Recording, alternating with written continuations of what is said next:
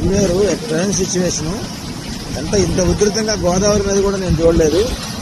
ఇది ప్రకాష్ నగర్ దగ్గర ఉన్నాను నేను ప్రస్తుతం. ప్రకాష్ నగర్ ఏరియాలో ఇల్లులు మొత్తం ఇది దాదాపు మన మార్కెట్ ఏరియా అన్నమాట ఇదంతా. ఈ మార్కెట్ ఏరియా పక్కన కనుచూపు మేరలో కూడా అసలు కనబట్టలేదు.